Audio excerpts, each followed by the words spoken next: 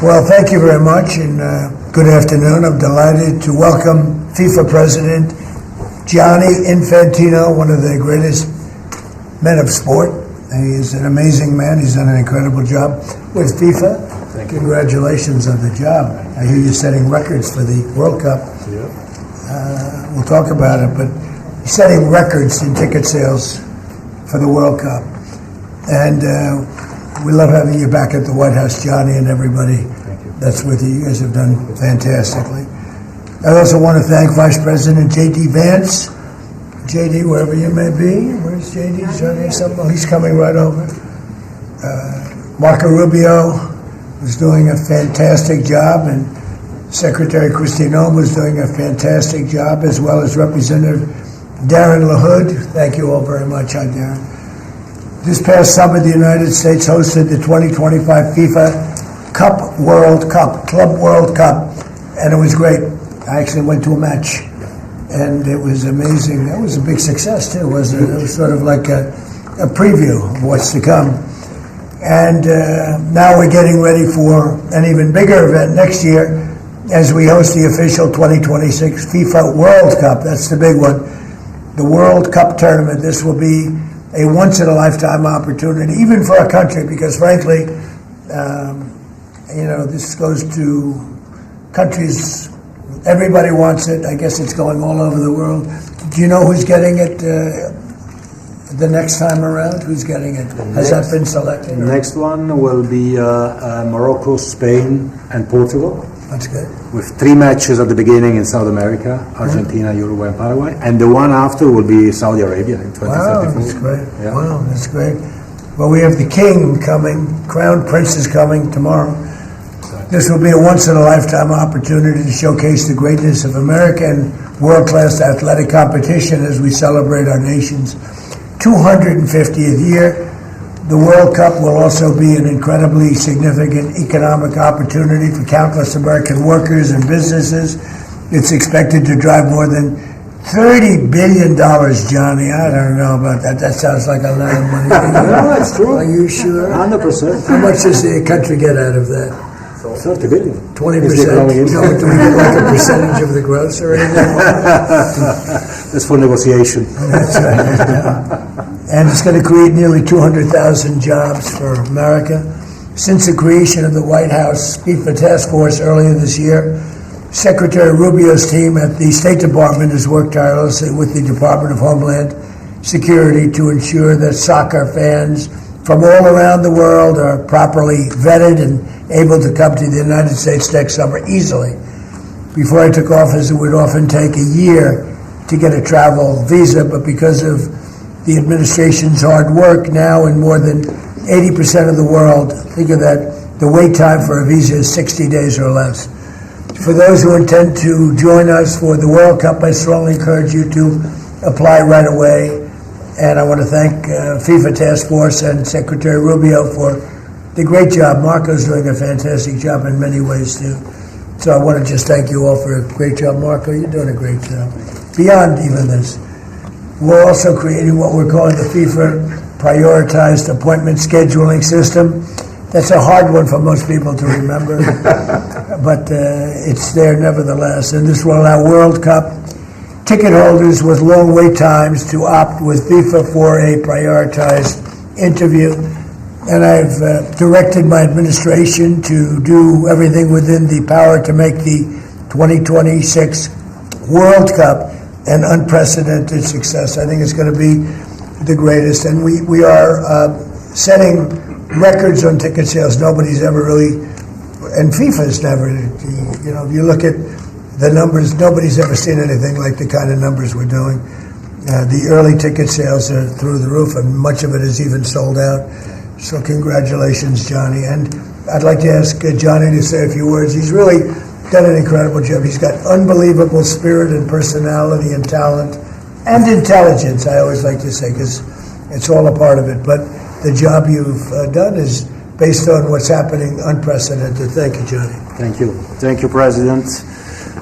Thank you very much. I would like to start really by thanking you, Mr. President, Secretary Rubio, Secretary Noem, Andrew, your entire team for approving and making this very important announcement today. The FIFA Pass is being announced, the prioritized appointment scheduling system. That's the way people will remember it. So if you have a ticket for the World Cup, you can have a prioritized appointment to get your visa, because we said it the very first time we met, Mr. President, America welcomes the world. America will welcome the world here next year. We will have between 6 and 7 million tickets sold for the matches. We will have between 5 and 10 million people coming to America from all over the world to enjoy the World Cup. And with this FIFA Pass, we can make sure that those who buy a ticket that are legitimate football fans or soccer fans, they can come and attend the World Cup in the best conditions, starting from getting their visa and then coming, of course, in the country to enjoy. You mentioned the economic impact, the 30 billion, 200,000 jobs, and this is just for the World Cup, and we'll build on that to make soccer even greater here. You are the number one country in the world, the United States of America, Mr. President. You have to be the number one country as well in the number one sport in the world. So we have to work for that, and we will do that, and the World Cup will be very, very significant in this respect. So big thank you to you, to the White House Task Force, to everyone involved, and we are celebrating next year not just the 250 years, but also the greatest and most inclusive World Cup ever. We'll have 6 billion people watching. We have the draw coming up on the 5th of December here at the Kennedy Center in Washington, D.C. 1 billion people watching the draw to find out who plays whom and where. We have 32 teams already qualified. Before or by tomorrow night, we'll have 42 out of 48 qualified. So a quarter of the world will be here, and we are looking very much forward. So thanks for the support, thanks for the great work, and always happy to be here at home, if I can say that. You are home. We are. This is a beautiful trophy right there. Yeah. You are, and a big part of it too. Marco, would you say a few words? Yeah, thank you, Mr. President. First of all, for getting the games, because this happened in your first term when the Cup came here, and it's a major undertaking. So we've deployed over 400 additional consular officers around the world to deal with that, in some cases doubling the size of the consular presence in our embassies in certain countries. And the good news now is that about 80% of the world you can get an appointment within 60 days. It used to take, half a year or longer, and now sometimes it took, now you can get it in less than 2 months, where in places it took over a year. In places, for example, like Brazil and Argentina, it took over a year to get an appointment. Now you can get it in less than 2 months. So our advice to everybody is, if you have a ticket for any of the games, you need to apply if you haven't done so as soon as possible. Don't wait till the last minute.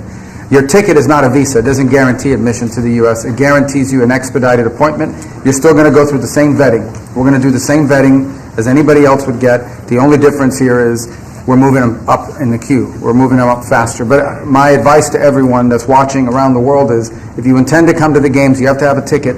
You need to apply. Apply as soon as possible. You're going to get your interview within 6 to 8 weeks, and move forward from there. Don't wait till the last minute to do it. Thank you.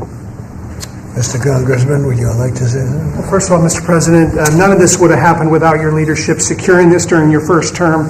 I tell my colleagues all the time, this will be the largest sporting event in the history of the world. We expand from 32 to 48 teams for the first time ever. We're doing it with Mexico and Canada, but obviously the 11 host cities will be here in the United States, and it's going to have a $30 billion impact economically in this country. And so it has been a team effort by everybody, but I also want to thank President Infantino, and obviously you, Mr. President, and your entire team, Andrew and Nick and everybody. It is going to be an unbelievable sporting event next summer. It's going to be great. It's going to be great. Andrew, would you like to say something? Sure, I think we'll have somebody much more important. much more important, and honestly, without her work, without Secretary of State Rubio's work in the State Department, this would not happen. Without your leadership and your vision, this would not have happened. I think two key points. One, the Secretary of State already highlighted. This is a welcoming message to the world without going around the safety and security procedures. It's so key to make sure that this World Cup is safe and secure, and the White House Task Force is working every day to make sure that's the case. And also, as Congressman LaHood said, the economic benefits for American businesses, both small and large, from a $30 billion event like this. So really, thanks to all the White House Task Force members, from Secretary Rubio to Secretary Noem. The 2 notice of funding opportunities that went out to the cities and states last month were really key from the safety and security perspective. To Deputy Chief of Staff Luna, who is integral in this whole process, to the White House Task Force members that are standing in the back of the room today and that couldn't be here. Without your hard work, this would not have happened, and I really can't thank you enough for really the best team I've ever been a part of. And also to FIFA, to the President Gianni Infantino, my good friend Carlos Cordiero, your desire to make this World Cup the best yet, it's contagious. Every single day I come in and think, what can we do to make this even better? And Mr. President, your vision more than anything. I think it takes a unique visionary to be able to go and see a sporting event and realize that this can be one of the greatest cultural events in world history. And I think there are very few people, aside from the 45th and 47th President of the United States, Donald J. Trump, that can do that undertaking. So thank you. Thank you very much. Chrissy? Well, Mr. President, thank you for Andrew. Thank you for making him the head of our FIFA task force. He's fantastic. And Nick has been a rock star in facilitating all of our meetings, getting everybody together, and making sure that we're prepared to host this event. And it's going to be the world's largest sporting event ever hosted, and it's happening under your leadership. So every department has been working, but the Department of Homeland Security is working on making sure people can travel here safely.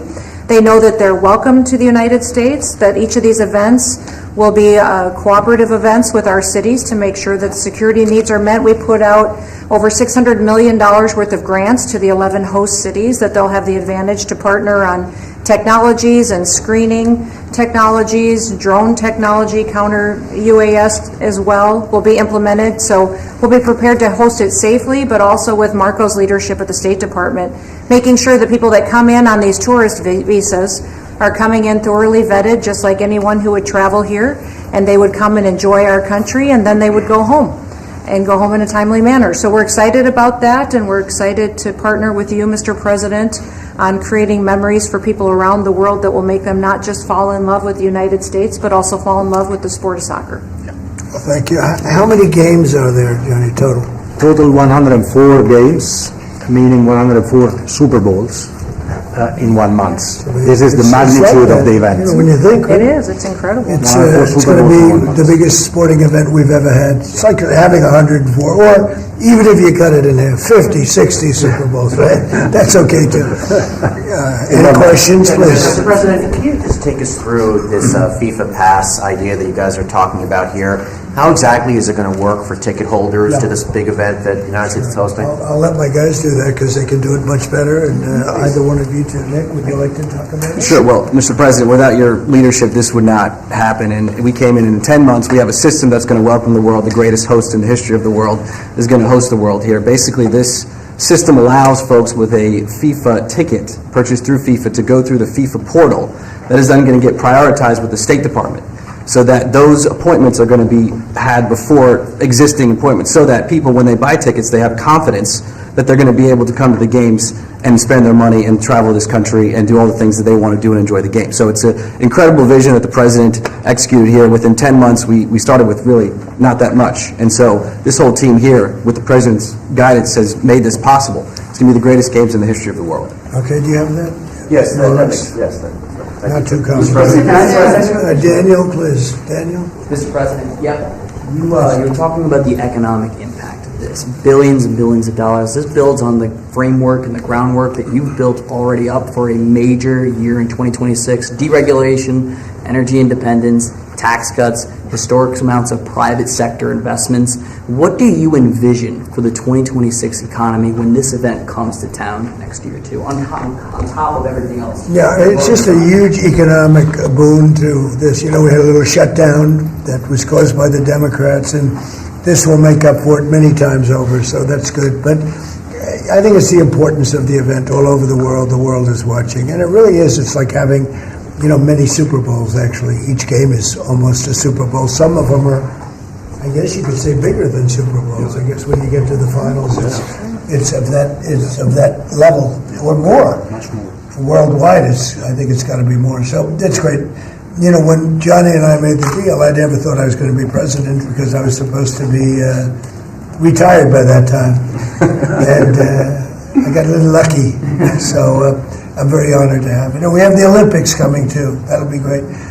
And the 250 is going to be right out on the lawn. You're going to have a UFC event with Dana White and his people. He's going to have the greatest card they've ever assembled. I was talking to Dana White the other day, and they're going to have the greatest card they've ever assembled, Johnny. So you'll be sitting up there with me, Darren. We'll be watching it. So right opposite the front door of the White House. That's going to be on June 14th. So it's really going to be an amazing period of time. But this is something very, very special. World Cup. All my life I've heard about it. Yeah. Mr. President, I have a question about Venezuela, but can I just first ask, the health of the president's always news. Your voice sounds a little rough. Are you feeling all right? I feel great. I was shouting at people because they were stupid about something having to do with trade in a country, and I straightened it out. But I blew my stack at these people. Well, it sounds like there's a follow-up there, but can I ask you about Venezuela? You suggested... Is there what? It sounds like there's a follow-up there, but can I ask you about I Venezuela? thought you said there was a polyp, and I said, I don't want to hear that. There's a whole other issue. Okay. You suggested you've made a decision about what you want to do next about Venezuela. I understand you don't want to tip your hand, but is there anything you're ready to rule out at this point? Are you ruling out U.S. troops on the ground? No, I don't rule out that. I don't rule out anything. We just have to take care of Venezuela. They dumped hundreds of thousands of people into our country from prisons. Nobody knows better than this young lady right here. She's done an incredible job with Tom Homan and all of your people.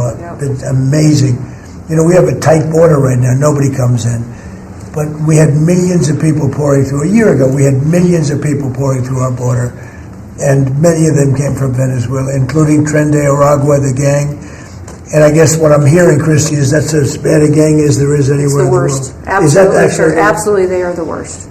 I mean, they're worse than MS-13. They're killers. They massacre people. They cut them up into pieces and they bury them in their communities where they grew up. They're horrible people. And we had a lot of them, and many of them, most of them, pretty soon, most of them are going to be out. But they sent them in like we're a dumping ground. So I'm not in love with the people running Venezuela. I love Venezuela. I love the people of Venezuela. But what they've done to this country, and I really say this, what Biden and the Democrats have done to this country can never, ever be forgotten.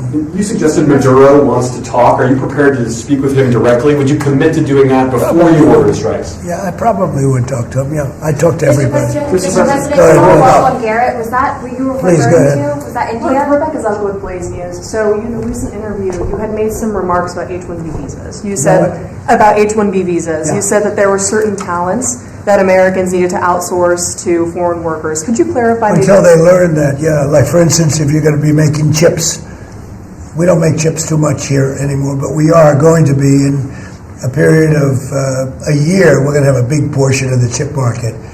But we have to train our people how to make chips because we didn't do it. We used to do it, and then foolishly we lost that business to Taiwan. Very, very foolishly, because if they had a president that thought like I did, they would not have let that happen. But it's all coming back. I think we're going to have within a few years, we're going, and not because of the CHIPS Act. The CHIPS Act was a disaster for this country. We gave away billions of dollars to other countries and other locations and companies, and all they did was rob our money. But because of tariffs, the chips are coming back. Chip makers are all coming back. And I think within a very short period of time, we're going to have maybe even the majority of the chip making in the world will be right in the United States. Where it should have been all along. But because we had people that didn't believe in tariffs, they believed in them, but they didn't know how to use them, we would have had nobody leaving our country right now. And instead, you have almost 100% of the chips are made in Taiwan. It's so disgraceful. The good news is it's all coming back. Yeah, please. Mr. President, the gentleman in the back. Thank you, Mr. President. I want to just follow up on Venezuela. In these talks with Maduro, is there anything that he could say or do that would allow you to feel like he could stay with your support? Is there anything that he could say that you would be, okay, you can stay? It's hard to say that. You know, the question's a little bit tricky. I don't think it was meant to be tricky. It's just that, look, he's done tremendous damage to our country, primarily because of drugs, but really because we have that problem with other countries too. But more than any other country, the release of prisoners into our country has been a disaster. He's emptied his jails. Others have done that also. He has not been good to the United States. So we'll see what happens. At a certain period of time, I'll be talking to him. Mr. President, can I follow up? You mentioned your voice and you were shouting about trade. Which country in particular upset you with India? No, a country wanted to try and renegotiate the terms of their trade deal, and I wasn't happy about Or it. which country was it? People want to know. Why would I say that to you? Why would I? Can't believe it.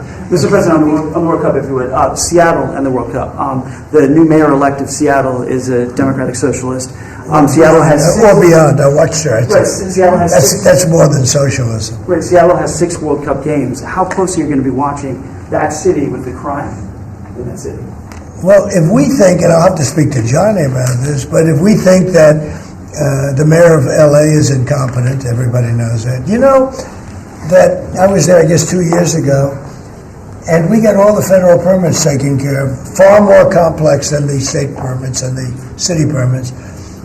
And Lee Zeldin, who's a superstar, got everything taken care of. The toughest part, having to do with the fires, that should have never happened. If they let the water come in, it wouldn't have happened, right? Do you know that people aren't building their houses yet? I mean, can you imagine that? And if we didn't go in early on, Christy, I think we can say it. Well, the head of their police department said it. They were unable to handle. You would have had, not only did you have the fires, but you would have had total insurrection in Los Angeles.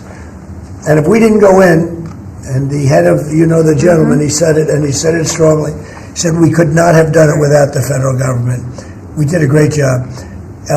If we think there's going to be the sign of any trouble, I would ask Johnny to move that to a different city. We have a lot of cities that would love to have it number one, and we'll do it very safely.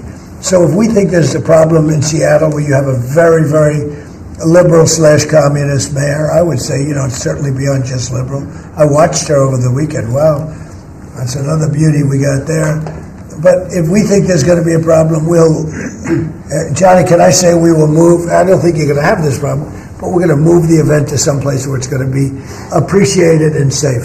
Yeah, well, I think safety and security is the number one priority for a successful World Cup. We can see today that people have trust in the United States when we see at the ticket sales, we sold, record-breaking figures of tickets, almost 2 million already sold out of 2 million that we have been selling. This is because people, they know that they will be coming here and they will experience a safe and secure World Cup. This is the responsibility, of course, of the government, of Secretary Norm, of everyone. And obviously, we will.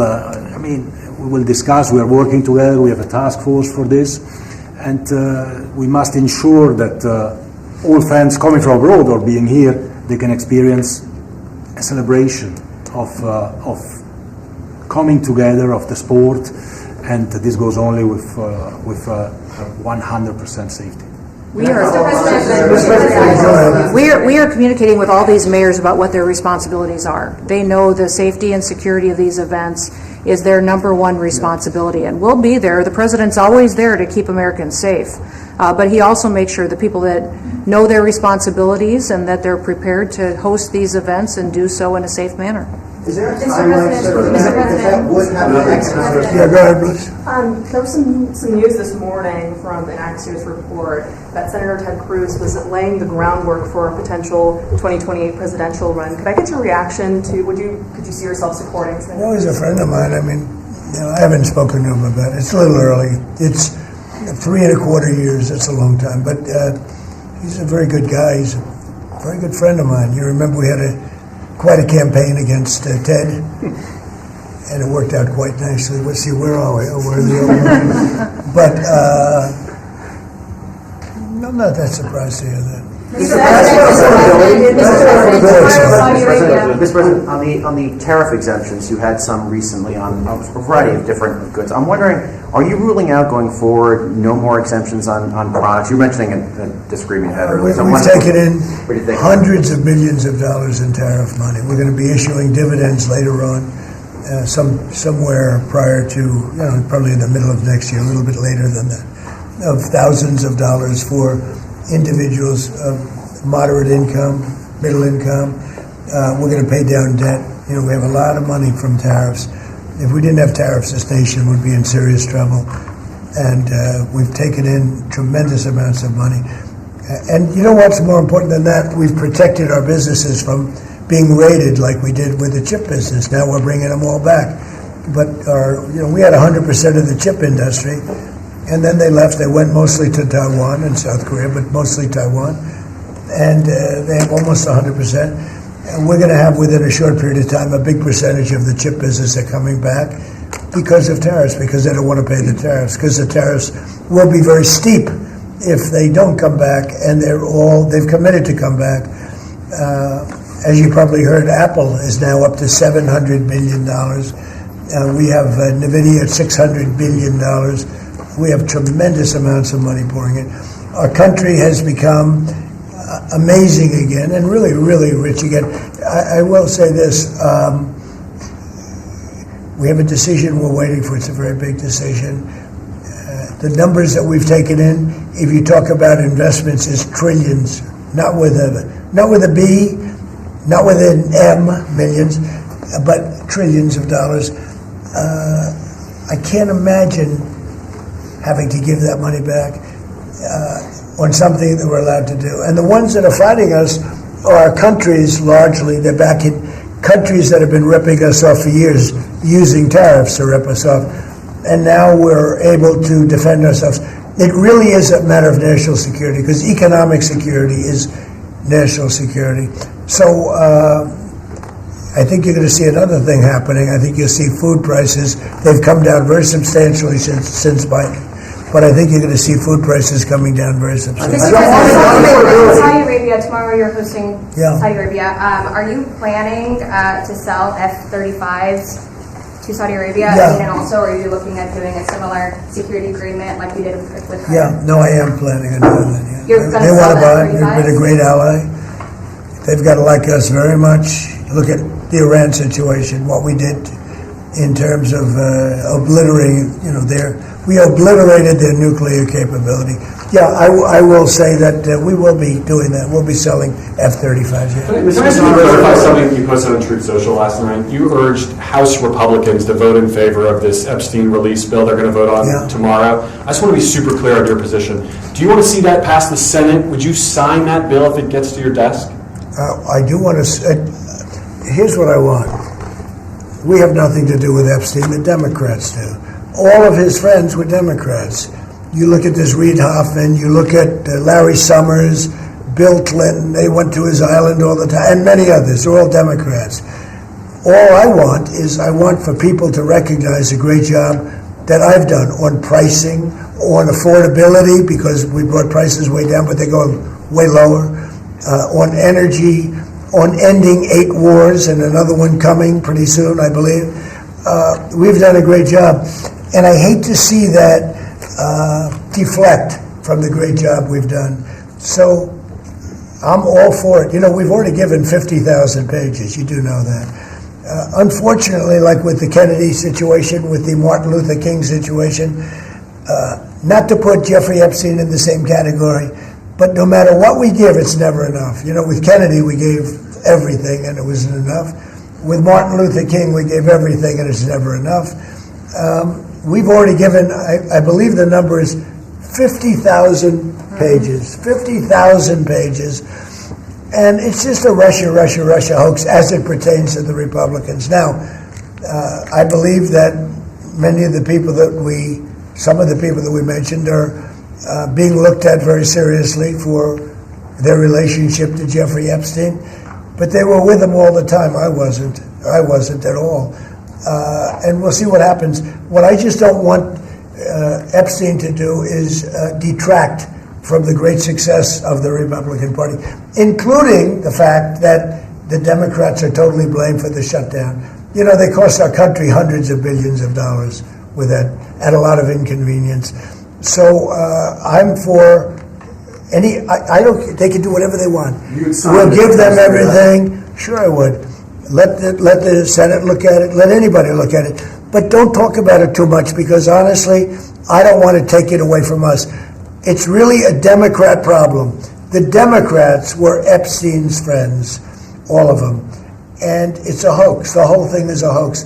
And I don't want to take it away from really the greatness of what the Republican Party has accomplished over the last period of time. Yeah, The shutdown is now over. And administration officials had said when the shutdown ends, they'll reevaluate the farmer relief. Now we have the deal with China.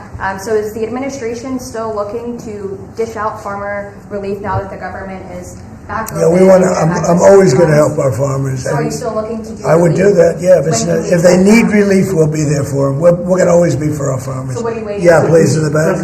Mr. President, just speaking of the economic impacts of FIFA and possibly moving to another city, some games if you feel it's crime, is there like a timeline that you would do that? Because these cities, there's sponsorships, there's economic impact for these communities. Sure. Is there, Well, you know, the governors are going to have to behave. The mayors are going to have to behave. You know, in the case of California, you have a problem. You have high crime, and you have a place that just suffered great fires and everything else, and they didn't do a very good job. And if we didn't go in from the crime standpoint, you would have had a disaster. It was not going to be handled properly. It wasn't able to be. The head of the police said as I said, without the federal government, they could not have done it. So here's the story. I love Los Angeles. If they want help during this, I would love to send in National Guard or whoever's necessary to help them. I want it to be great. I'd love it to be in Los Angeles. I love the place. It's a natural for Los Angeles. If we think there's going to be crime, if we are obstructed by the governor, and maybe he won't obstruct, maybe it'll be great. But I'd love him for him to call and say, you know, we'd like to have some extra help. Because if there's even a hint of a problem, we want to get in there before the problem occurs. We want to make it totally safe for Johnny and FIFA and all of the great people that are going to be there, and I think that's going to happen. I would be honored to help California if they're going to have a problem, and if they think they're going to have a problem, they should say so. We can be in there in 24 hours notice and do a great job. But does that year, by the end of the year, by the end of the first quarter? Well, I think this: if they would tell us now, they're not going to have a problem, because if we go in, they don't have a problem. Look at D.C. There's no crime in D.C. anymore. And D.C. was a mess. If they want us to go in, I'd like them to tell us right now. But if we go in, there will be no problem. There will be no crime. What's the message then to like local businesses who are considering sponsoring in this? Tell your governor to ask for federal help. We'd love to help them. Mr. President, are you planning on also potentially launching strikes in Mexico or putting American troops or American personnel into Mexico to deal with? Would I launch strikes in Mexico to stop drugs? It's okay with me. Whatever we have to do to stop drugs. Mexico is, look, I looked at Mexico City over the weekend. There's some big problems over there. If we had to, would we do there what we've done to the waterways? You know, there's almost no drugs coming in through our waterways anymore. Isn't it down like 85%? It is, sir. I don't know who the 15% would be. Yep. It wouldn't be you. No, that's for sure. No, I think it's been... Tons and tons of you would say drugs. that's a big signal. Absolutely. We have almost no drugs coming into our country by the sea, by, you know, the waterways. And you know why, okay? I mean, it's pretty obvious. Would I do that on the land corridors? I would absolutely. Look, every boat we knock out, we save 25,000 American lives. Not to mention the destruction of families. These families are decimated forever. The mother, the father, the children, they never recover really from it. You know, when you lose somebody like the way they live, if you lose them, but the way they die is horrible. Is it something? So when we knock out a boat and we save 25,000 lives, that's great. Now, do I feel the same way about the the corridors that they use. We know every one of them. We have every one of those corridors under major surveillance. We have nobody coming in through our southern border. But we know exactly how they get their things here, how they get the drugs here, fentanyl, cocaine. Colombia has cocaine factories where they make cocaine. Would I knock out those factories? I would be proud to do it personally. I didn't say I'm doing it, but I would be proud to do it because we're going to save millions of lives by doing it. Would you only do it with Mexico's permission, though? I wouldn't answer that question. I've been speaking to Mexico. They know how I stand. We're losing hundreds of thousands of people to drugs. So now we've stopped the waterways, but we know every route. We know every route. We know the addresses of every drug lord. We know their address. We know their front door. We know everything about every one of them. They're killing our people. That's like a war. Would I do it? I'd be proud to. I'd probably go into Congress and say, hey, and you know what? The Democrats and the Republicans would both agree, unless they're crazy. And they are a little crazy on the Democrat side. But we have lost hundreds of thousands of people a year, death. And that's not talking about family destruction, that's talking about death. And much of it comes through Mexico. So let me just put it this way. I am not happy with Mexico, okay? Thank you very much, Thank you, everybody. press. Thank you, press. Any new projects? Thank you. Thank you, press. Thank you, guys. Thank you, press. Thank you, press. Who are you yelling at? Thank you, press. Thank you, press. Tell you, maybe next week. Thanks, guys. Thank you, press. Keep going. Thank you, press. That's us. We're press.